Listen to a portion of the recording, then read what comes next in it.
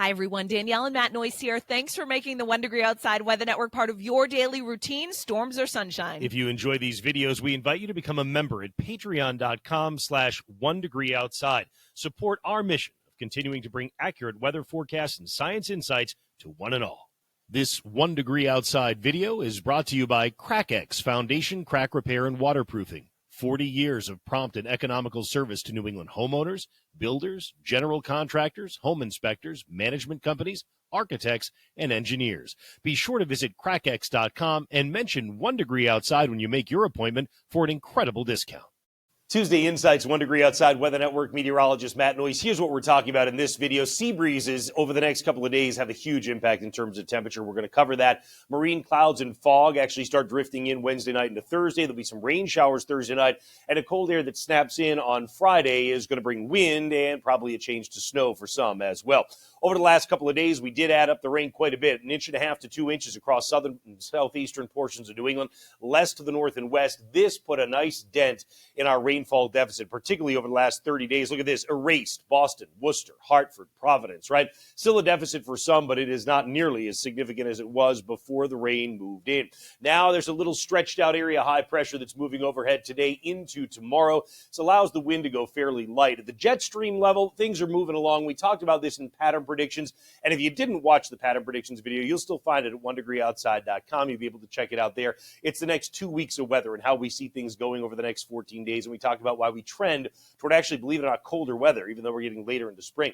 As for this video, we're going to focus on how that jet stream pattern is steering atmospheric energy, which we're plotting in yellows, oranges, and reds.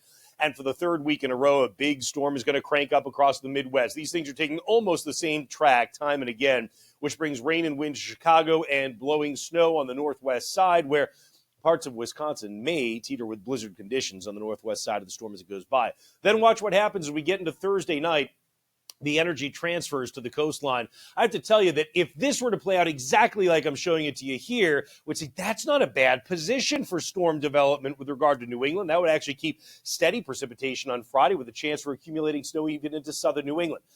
We don't think it's going to play out exactly like this. We think it may trend a little bit farther east and north as it comes in, which would keep us more in marginal air, and I'm going to show you that here in just a second. There's what I mean about the snow on the northwest side of the system that cuts through the upper Midwest on Wednesday. For us, we get an increasing southerly wind heading into Thursday, and then a rain arrives Thursday night, and again, the cold air tries to snap in behind it. One other thing to note, and I mentioned this, that we were going to talk about this in the video, is that when you get a wind off the ocean this time of the year, it makes a big difference. Water temperatures are only 40 degrees even in Boston Harbor. So both today and on Wednesday, any sea breeze or wind off the ocean has a huge impact at the coast, and I'll show you the temperature impact here in a second. But the other thing it does is it does carry in some marine air. So you're talking about probably Wednesday night getting low clouds, patchy fog that develops near the coastline and blows in as well.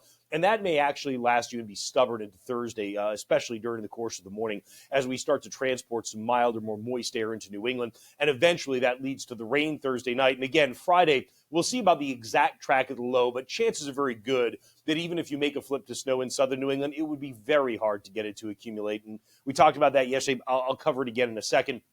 Notice Saturday, not bad. Sunshine goes to clouds. This approaching disturbance mostly breaks apart as it comes in Saturday overnight. We think there could be a couple of rain and snow showers across some parts of northern New England. So as for the chance of accumulation on Friday, look, this time of year, the sun angle is very strong. It's very hard to get accumulation to happen during the day, especially in southern New England. And that's why the percent chance or the probability of getting an inch of snow or greater from 11 p.m. Thursday to 11 p.m. Friday is now down to about 10 or 20%, and that's it. And a lot of southern, even into parts of central New England. It is still running 50% or greater in the areas in yellow and 80 or 90% when you get across some of the mountainous terrain. So it's more likely in northern New England where actually 2 to 4 inches is expected to fall. But the farther south you go, you really would have to get kind of that outlying solution where you'd really get the precipitation to come down steadily during the course of Friday with the cold air, just cold enough for snow. It's not likely, it's not impossible, it's not likely. That's why we're not really leaning in that direction. But certainly will continue to watch it. 10 to 20% chance of accumulating snow is still something to pay attention to.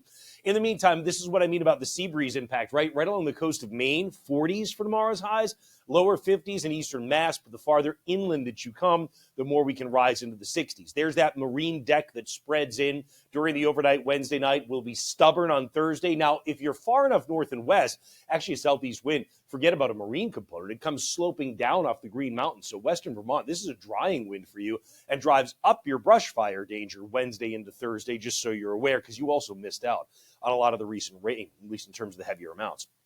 We get into Friday, and again, I think as the storm center develops off to our east, it's going to whip in a northwest wind. Gusts will go 45 to 50 miles an hour. Upper end gusts are probably about 55. We'll see if they can come together on that or not. Either way, you can see what I mean about marginal temps. During the day, chances are good you climb into the 40s. So unless you got that exceptional situation where things really came together perfectly, chances are very good that your accumulating snow will be limited to northern New England, even if you got flakes to mix in farther south. And by Saturday, it's like it never happened. I mean, the cold air really relents very, very quickly. You're back up into the 50s. You've got a good day Saturday. We think you've got a pretty good day on Sunday for that matter as well, which you can track with our app. If you haven't downloaded it yet, we ask that you do. It's Noises, 1 degree outside weather on the App Store and Google Play. That's how things look for now. Remember, you can always get our latest updates not only at our website, 1degreeoutside.com, but atop the home screen of that app as well. Look forward to seeing you again with more updates later on.